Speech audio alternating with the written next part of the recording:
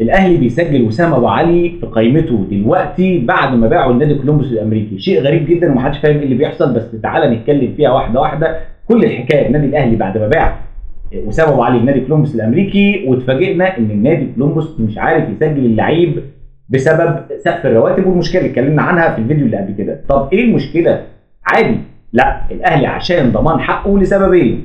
اما السبب الاول انه يكون النادي ما عرفش يسجله بحسن نيه عادي فيضمن حقه، وفي نفس الوقت بسوء نيه يكون كوبري لنادي ثالث في الخلفيه زي بيراميدز او غيره من انديه الخليج، ساعتها النادي الاهلي برضه يكون ضامن حقه.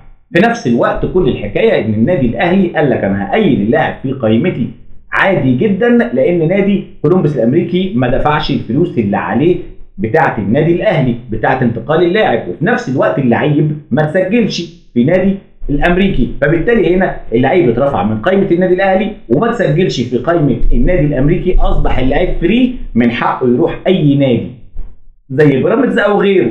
تمام؟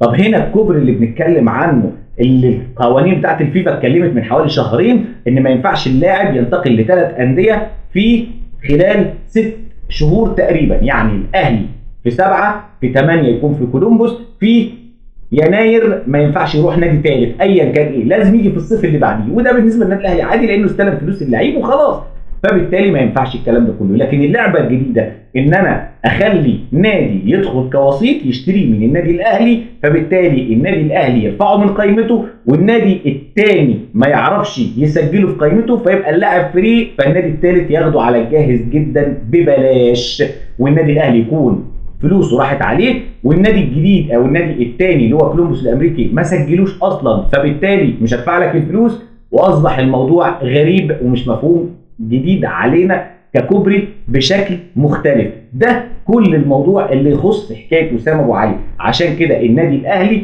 قرر ان هو هيسجل اللاعب، مش هيبعت البطاقه الدوليه للنادي الامريكي لحد ما النادي الامريكي يبعت فلوسه. لما يبعت الفلوس خد اللعيب عادي بقى وارفعه من القايمه، حتى لو انت ما سجلتوش وبعته لبيراميدز او نادي في الخليج، انا كده كده بعت اللاعب واستلمت فلوسه ومش فارق لي وجوده من عدم وجوده.